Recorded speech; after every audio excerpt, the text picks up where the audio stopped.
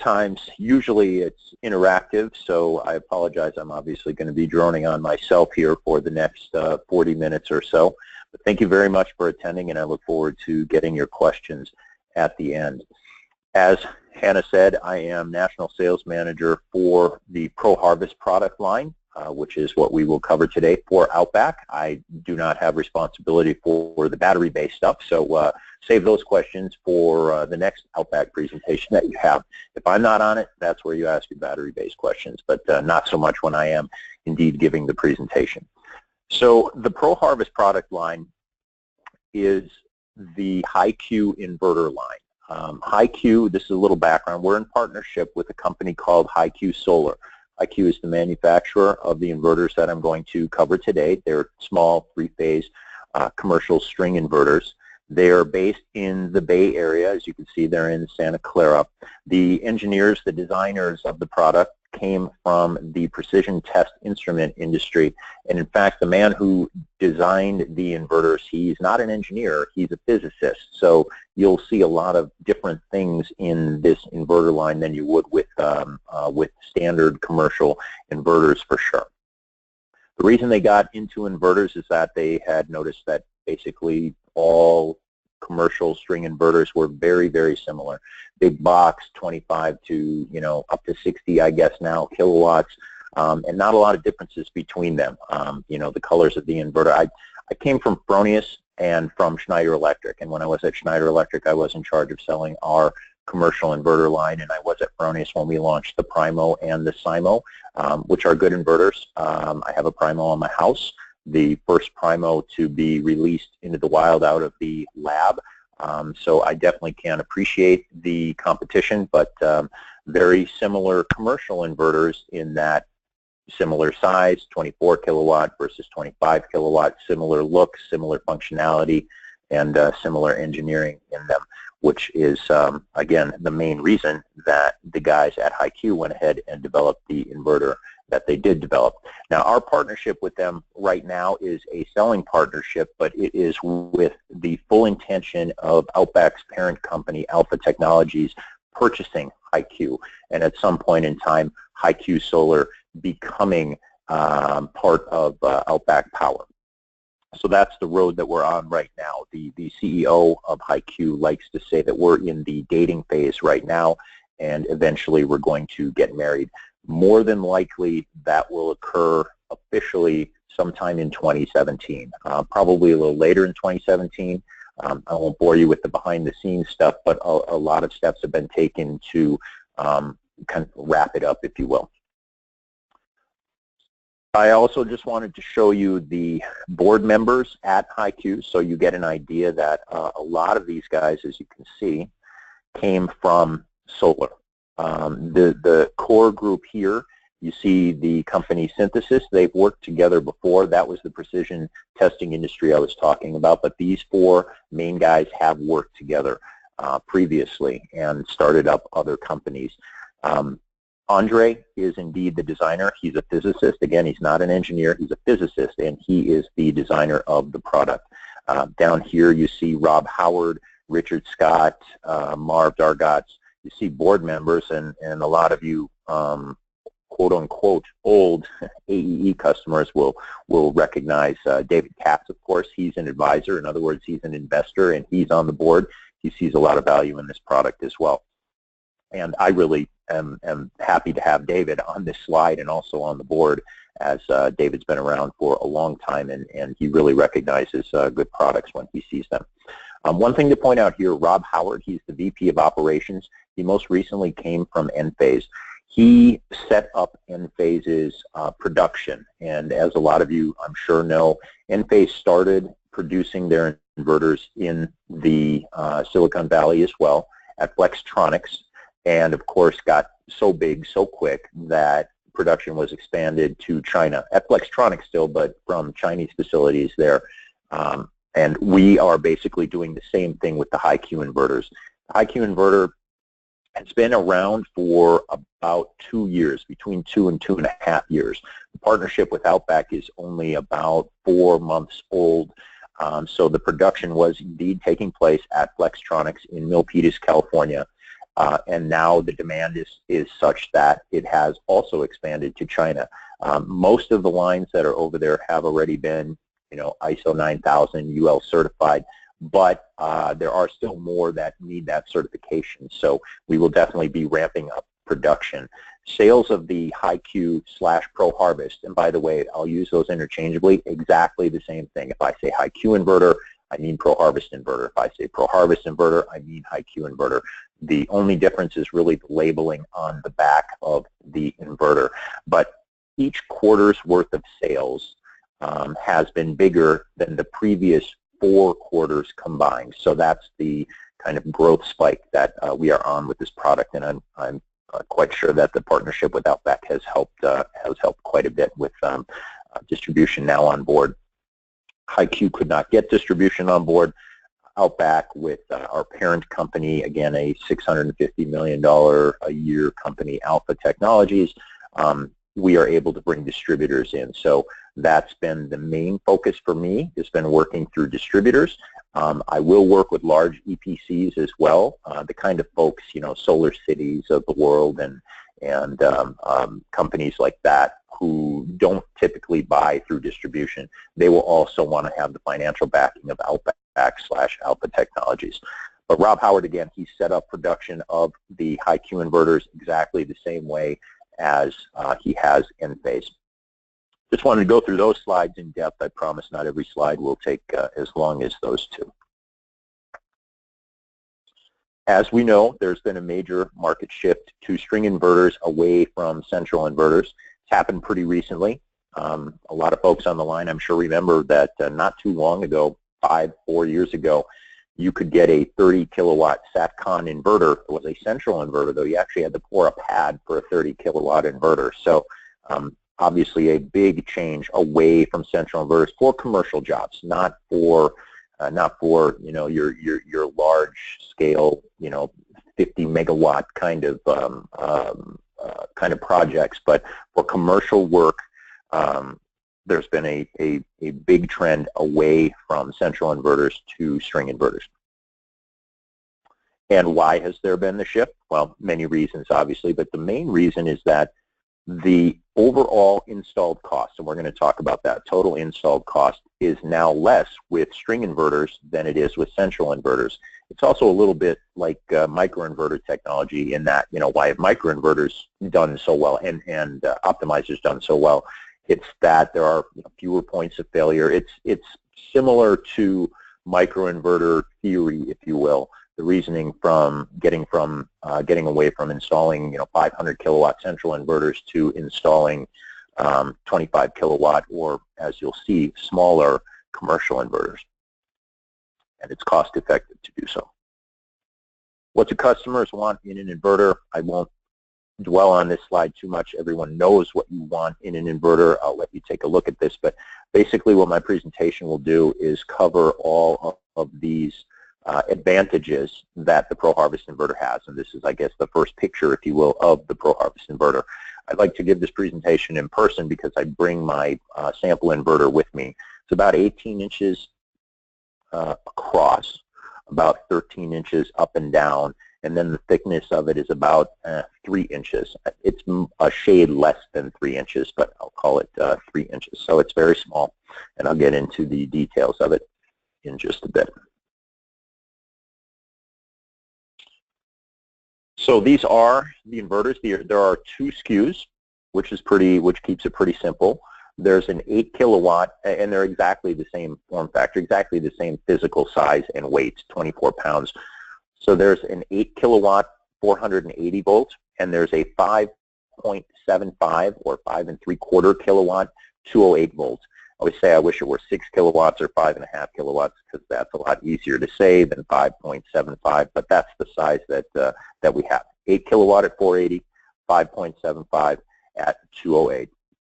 Small and light, 24 pound, 3-phase inverter, dual string or dual MPPT, as you can see, 2 strings plug in, positive, negative, and that is AC out. It is that simple. It's basically maintenance free, as there are no fans, no room for any water or air intake. It's a completely sealed unit. NEMA 6, an aluminum enclosure. No electrolytic capacitors, which is a big deal. Film capacitors tend to dry out or quote-unquote decay over time, especially when installed in, well, warm and or sunny climates, which are, obviously the best climates to install inverters into. I worked at Schneider Electric years ago, right after we had bought Xantrex, and I got to manage a total recall of all the residential GTs. I bet there are folks shaking their heads or nodding their heads, remembering that total recall. And the reason for that recall was outgassing, if you will, or decay of the film capacitors inside the box. It turns out one of the gases that is given off by a decaying film capacitor is acetylene, and acetylene and a spark or arc is not a good mix, especially when inside a sealed box, and that, as you can imagine, caused all kinds of trouble. I mean, acetylene and an arc is great if you're welding, not so great if you have those two things inside a solar inverter. So there are 0 electrolytic capacitors inside the box. Basically, the designers tried to eliminate all points of failure that they saw when they tested various three-phase string inverters. A wide operating temperature range, from down to negative 40 Celsius up to 65 degrees Celsius, which is 150 degrees Fahrenheit. Lowers design installation costs, and 100% engineered, manufactured, and tested in California, asterisk. The asterisk is what I mentioned before, that production is now not moving to, but also being added in China to help drive costs down. What causes string inverters to fail? Fans for cooling. Again, there are none on board our inverters. Air filters, none on board. Electrolytic capacitors, which we just discussed. Harsh environments, which we just discussed. A completely sealed NEMA 6 unit, which this is not going to have any problem in any of these different environments here. The ProHarvest is easy to produce because, going to the next point, it has a single board inside the inverter. The way the board is mounted, if you're looking at this picture, the back of the board is up against this face with the fins. The reason is the heat in the boards is in the flat part or the bottom part of the board. So that's where the majority of the heat goes. So if you're looking at it in this orientation, the components that sit on the board are facing downward. So it's a single board. And why is that important? Most string inverters that come in the bigger boxes, your 25, again, up to 50 or 60 kilowatt inverters, they have multiple, all those inverters have multiple boards. They have a power conversion board, an AFCI board, a communication board, and they're all connected with, these little jumpers to make sure that they all work in unison. The little jumpers are, again, another point of failure. One of the companies I worked at previously, when we Hall tested the units, that was something that was very difficult to kind of fix before the inverter was released, was the jumpers between the multiple boards. Again, they're very small, and they're just a weak spot on board the box, if you will, three-phase string inverters, and those do not exist in our ProHarvest inverter. Double-sided boards. There also are double-sided boards in those other inverters. The board, like I said, here is a single-sided board, and again, it's just a heat issue. The more heat that goes down into the flat part of the board, the higher the chance of some kind of failure, and we've eliminated that in our inverter too. Talked about the connectors, component failures. Again, the guys came from the precision test industry. Most of the components in the inverter are automotive grade, and what that means is basically they work better than what's in a standard inverter, and they can move while moving. That's, to be certified as automotive grade.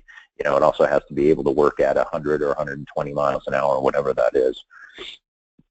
All the electronics are protected. Again, it's a completely sealed box.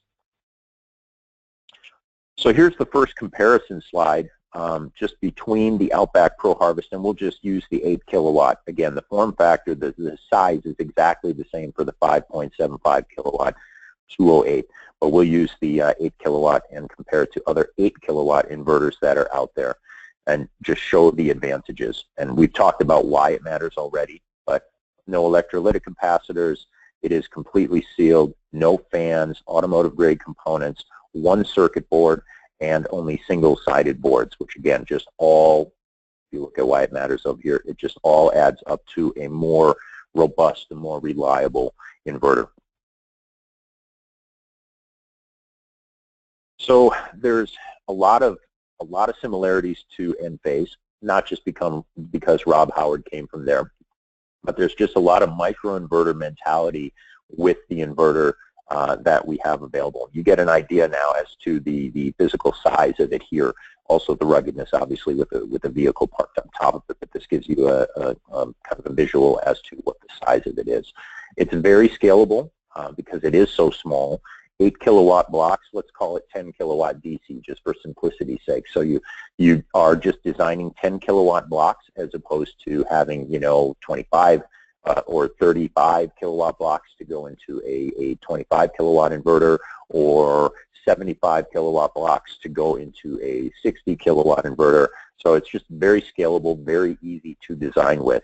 I always like to throw this in. Vivint Solar, I'm sure everyone on the call knows Vivint Solar, but Vivint Solar, if they do a lot of cold calling, they do a lot of door knocking to try to sell their solar systems. Well, if someone's doing a cold call from an office and they're on their computer and they get someone on the phone that's interested in solar, it's very simple for them to figure out how big of a system they can have on their house, even over the phone.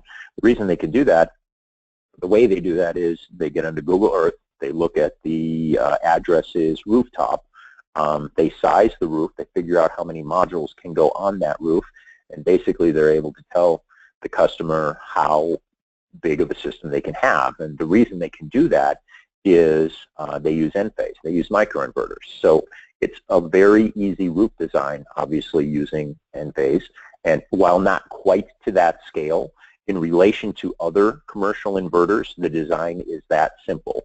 If you have a roof and you've got 25 kilowatt inverters, but you've got room for like 85 kilowatts worth of inverters on the roof, you got 3 inverters, you got 10 kilowatts left over. Now you have to figure out, does the same company whose 25 kilowatt inverters I'm using also have a 10 kilowatt inverter? There's just, or do you just leave that space blank and not maximize the roof space? But with 10 kilowatt DC blocks through this 8 kilowatt inverter, it's very simple to fill the roof and to maximize your space. It's small and light, weighs only 25 pounds or 24 pounds. Like I said, someone can stick it under their arm and bring it up a ladder, or put it in a bag and sling it over their shoulder and bring it up a ladder. I always think of, I was a paper boy, 100 years ago, and I always think of a bag like that slung over your shoulder, a canvas bag over your shoulder. You could stick 1 or maybe even 2 of those things in there and get them up and down off the roof. So very easy. Rapid shutdown is met. It's a big deal, obviously, because the inverter, and I'll show you examples of installation, those are probably the most interesting slides, can be met because the inverter can be mounted right at the array. In fact, the connections are, as you can see, the positive, negative, they're made to go directly into the array. So they can be hidden under the array, or they can be put next to the array. They don't need to be covered because they have such high temperature rating. And we discussed this already, NEMA 6, waterproof enclosure. So here you go. This is just to prove that it is underwater. You've got the rubber duck and the Nemo swimming above it. Obviously, your connection points need to be out of the water, but the inverter itself and even the connection points directly into the inverter are all NEMA 6 and completely waterproof. This is a wordy slide. I won't get too much into it, but I'll just point out some highlights. So this is kind of the first example you see of how you can hide the inverter under the array. You don't need to take up any more space on the roof with the inverter. But because you're plugging into the array and you're running AC out, you have no need to run any DC wiring to or from to your inverter. That is completely eliminated by being able to hide this inverter so close to the array. No disconnects are needed either. The connection points here are UL certified means of load break. I just got a new video today. It was upgraded on the HIQ website as to how simple it is to, for example, hot swap an inverter. Powering it off. There's a little connection tool that you would need to kind of pop out the connectors or the connections that are made. But it's very simple to swap out, and again, you don't need to have AC or DC disconnects up by these inverters, not at all. String lengths can vary. Again, it's dual MPPT. It's in essence like two inverters. Another nice thing is that faults are thrown at the string level. The whole inverter doesn't shut off. You know, when I came from Schneider and we launched a 25 kilowatt inverter, we had a lot of issues with AFCI. When there was an AFCI, the whole inverter shut down, and obviously that meant that a 25 AC kilowatt block was gone at a time.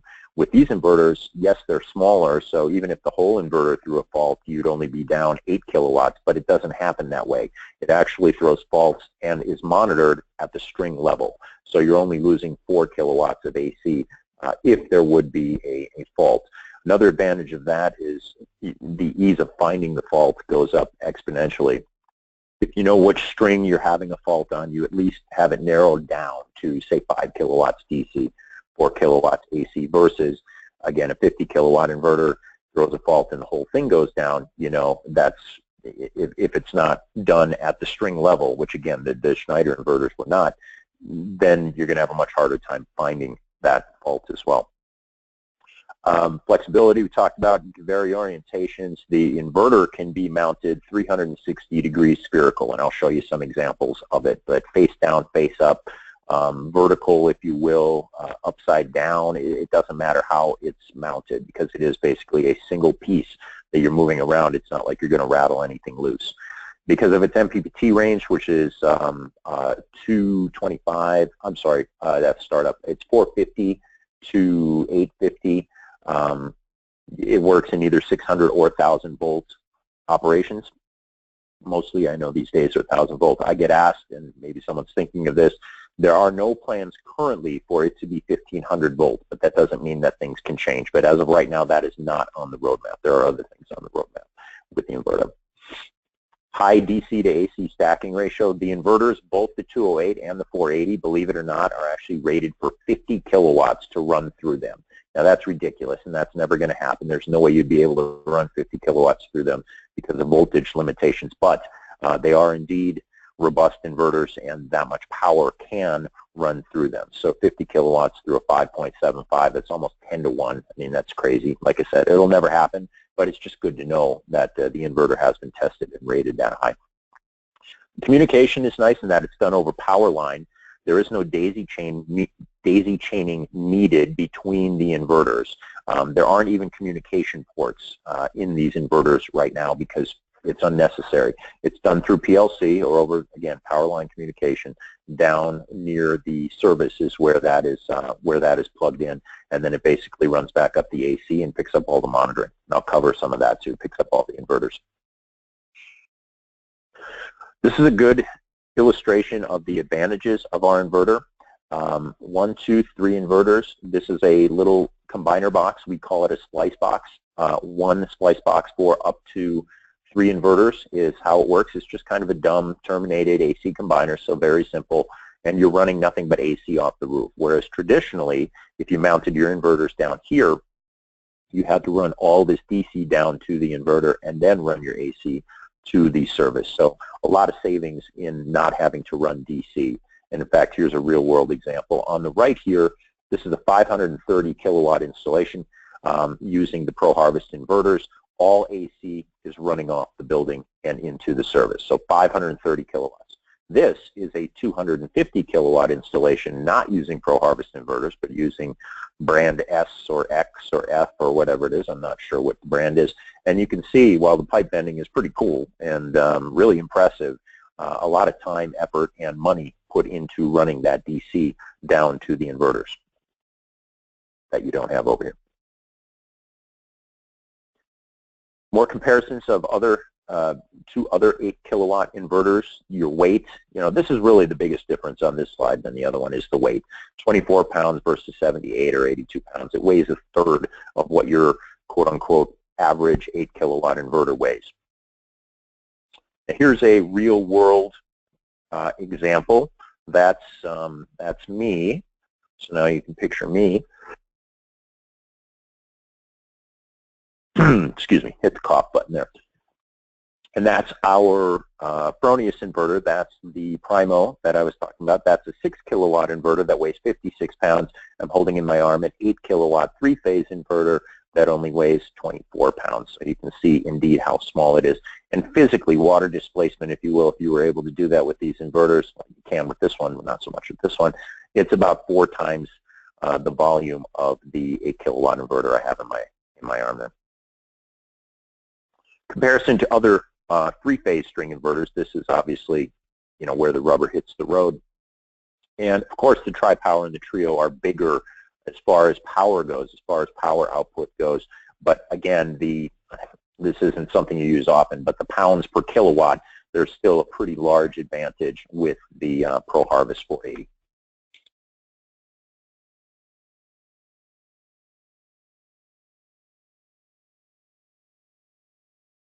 So this one's a good slide. This is just a summary, a lot of things that we already talked about, but if I had a 1-minute presentation or a 2-minute presentation, this is the slide I'd go over. All the advantages. The mounting, no additional hardware, concrete pad, a wall doesn't need to be built, no AC-DC disconnects, DC wiring, a big cost reduction there. The grounding equipment is provided through the AC cable. It meets rapid shutdown in that you're able to, you know, put the inverters right next to the array. You literally connect the inverters to the array, which means less design time is needed. Again, it's more like microinverter mentality versus string inverter mentality. A lot simpler, a lot less labor. O&M, faults can be reset remotely, and should you need to swap out an inverter, it's, again, very easy. No crane, no, you know, arrangements need to be made for any external equipment. It's just run the inverter up the ladder and run the other one down and send it back in. It's very simple. AFCI, of course, and monitoring. Actual balance of system savings. So there's a white paper, and here's the link to it. It's on the HIQ Solar website, which is HIQSolar.com. I recommend going to that website just because it's, you know, it's got 3 years of material on it versus the OutBack website, which for ProHarvest stuff only has, you know, 4 months of material on it. So a lot more robust testing information and what have you on the HIQ Solar website. But what you can see here is there's a white paper online, and the installers that did these various jobs, that quoted these various jobs, took everything into account, from design time to DC wire to labor and the amount of time that would be needed to, you know, would a structure need to be built to support large inverters. They came up with an overall savings of between 7.5 and just over 5 cents a watt on these 3 jobs. Again, the details can be seen here at the HIQ Solar website, but the savings comes from the ease of installation. It's, again, it's the same thing you hear from Enphase when, you know, you compare Enphase to string inverters. You know, your per watt out of the box is a little bit higher, but the savings in the overall design and installation and O&M of the system, that's where the advantage comes in. That's where the financial advantage comes in. And it's the same with the ProHarvest inverters. Again, just a little summary. This is Craig. He's the Vice President of Sales at HIQ. I work with him as much as I work with my own manager. I'm a member of kind of both sales teams. I'm an OutBack employee, but I work with those guys just as closely as I do with my management at OutBack. But just a real-world illustration, again, of the size of it compared to a three-phase string inverter. I like to show this. I like to show this slide because I also get to show off my car. But I drove my car. I tried to drive my car on top of the inverter. It's a heavy car, right? It's a steel frame, steel body, big engine vehicle. The one I showed you before, that was like a Mini Cooper. Not that that's not a big deal, you know. I mean, try driving a Mini Cooper over a Fronius or an SMA three-phase string inverter. It's not going to go so well. But I wanted to see how it would do with my demo inverter, and it did very well. I got no dents, no scratches, nothing on it whatsoever. So it's a very, very robust design. This is the ProHarvest family. I mean, the other things that we sell are cables. This is a proprietary connector These are MC4 connectors, so real easy to hook into the array. This is the AC trunk or drop cable, if you will. We sell those cables with the proper connector, of course, in various lengths from 5 feet up to 50 feet. The splice box, again, is just kind of the dumb terminated AC combiner. 3 inverters in, and then run your AC out of that box. So up to 3 inverters. It doesn't have to be exactly 3 inverters. If you have a system with 8 inverters, for example, you'd use a splice box for 3, and then for 2. And this is what the gateway looks like. Pretty standard looking gateway, at least externally. So here are some good examples of installations and how you can mount the inverter. And again, this is, to me, this is the biggest advantage because this is where a lot of time and design and effort savings come. First of all, this is an older installation. You can tell older by the green backing of the inverter. That is no longer there. That was there when the inverter first came out 2.5 years ago, and they have since eliminated it. You can see from the HIQ Solar logo that is indeed the company color. Well, I think they figured out quite quickly that the point of it is to hide it. So let's get rid of the bright green back to it to help it hide even further. But in this installation, you can see that it's mounted, quote-unquote, face down. It's attached to the racking, maybe a couple pieces of unistrut across the racking. It has several, I think it has 8 holes throughout the inverter, so you can mount it, you know, various ways using the holes that are right on the sides, if you will, of the inverter itself. So this is one good installation example. Down here you can see, you know, when you use other inverters, you need to either, you know, wall them off, build an area where they're, you know, out of reach, if you will, of the public, or in this case, up on this roof here, and you can see all the DC running as well, but this wall had to be built up on this roof to support these inverters. So stuff you absolutely do not have to worry about with the ProHarvest line of inverters. Just some more examples. Ground mount system, 365 kilowatt installation in Massachusetts, mounted right under the array again, face down, a couple pieces of unistrut, just mounted directly to the racking. So very, very simple, and obviously you hide the inverters when you do this as well.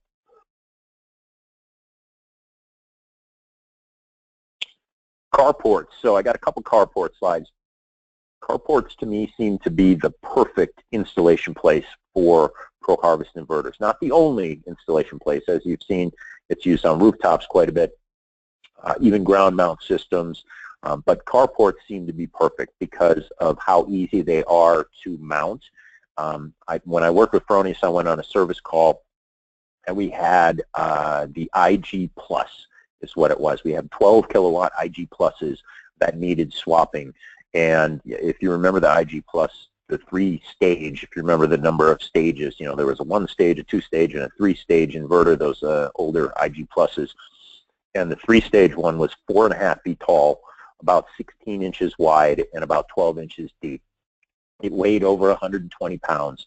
And 2 of us got up on a ladder. It was mounted on a beam like this up high. It had a cage built around it.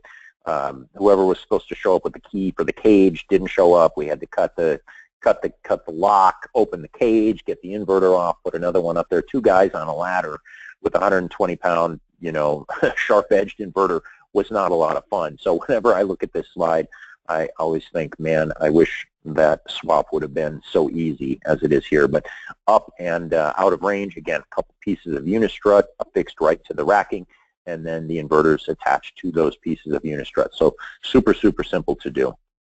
You'll notice there's a little clearance. There is clearance needed.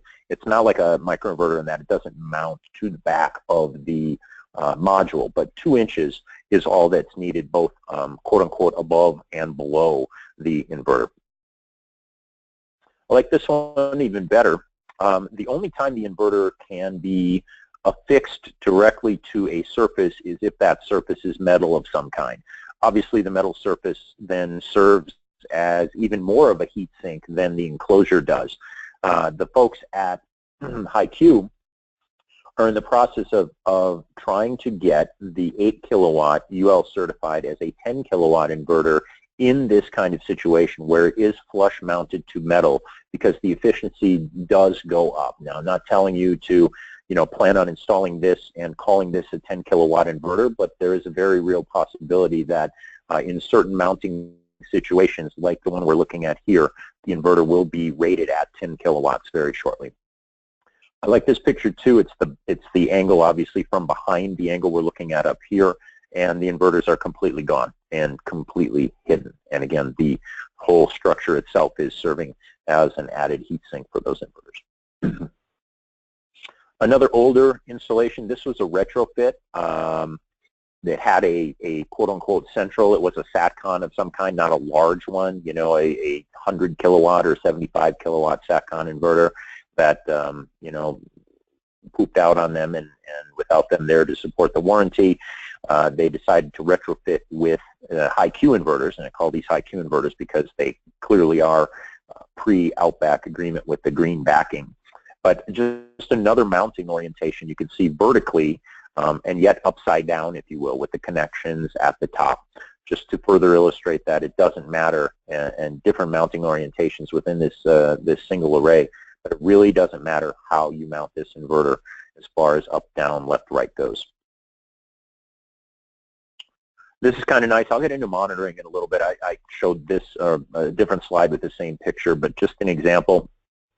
I think this is a 10K solar installation. I know 10K does a lot of this east-west spacing stuff. I talked about the monitoring before, and you can monitor each string. In this inverter, or in this system, each inverter has an east-facing and a west-facing string that are running into the inverter. And with the monitoring, you can see S1, S2. The inverter number is 2707, S1, S2. You're monitoring the two strings individually and against each other. So another nice advantage of having a smaller inverter where you can also monitor by the string. I talked about that 530 kilowatt installation before. Here it is. This is early stages. This is the finished product. These are your inverters over here, 4 blocks, 4 squares, if you will, of inverters at the edges of the array. And then you got your AC running here. And over on this building, these are your inverters right here. The modules were mounted too close to the roof to be able to squeeze these underneath, and they left them all right out in the open, and they've not had any issues with that system at all. It's kind of a cool story. This is the old Solyndra building. You see all the Solyndra modules up here.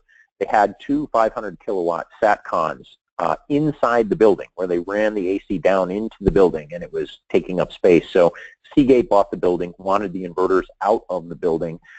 So they went up on the roof and they tested the 2 options that they had it narrowed down to: Advanced Energy, obviously not around anymore, and HIQ. And again, I say HIQ because this is pre-OutBack agreement days.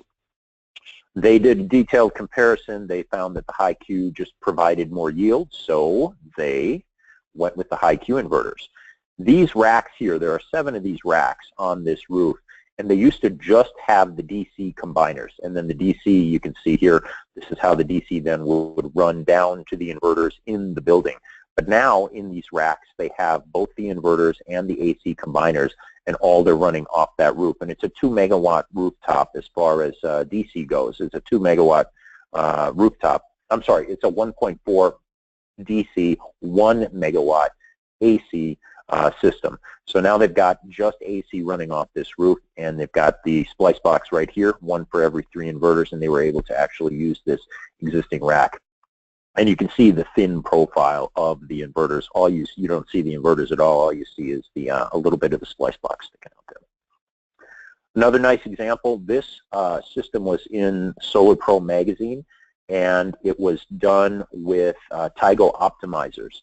Tigo optimizers are fairly noisy. They've been, looking for inverter partners for a long time, both when I was at Schneider and at Fronius. We tried to work with them, but there were a lot of noise issues. So there were some noise issues right away in working with HIQ, but HIQ figured out how to eliminate those noise issues and have. So we are a good solution if you happen to be looking to work with Tigo optimizers. And here's a big system that is just that kind of combination system. Just an example of a large system. The largest system is that ProHarvest inverters are installed on right now is actually over 2 megawatts. But this is just an example that shows the inverter definitely can be used and saves time and saves money in larger systems as well. So a little bit quickly on the monitoring. The monitoring is excellent. It's very robust. It's what you would expect. Here's your kiosk view. So for your grocery store or your big box store or whatever that is, showing how the solar's doing up on a screen. This is what that looks like, and it's got all your basic information. Your individual daily information, your information over the span of a week, over a year, photograph, temperature. It's got all the basic information that you would want in your kiosk view. And your installer or your dashboard view also has what you would be looking for as far as power output goes on a daily, weekly, monthly basis.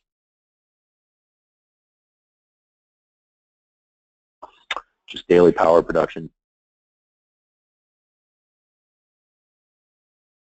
I showed you the slide before of the 10K installation with the east and west facing individual strings, and the nice thing is, again, you can monitor each string individually. You see S1 and S2 for the various inverters.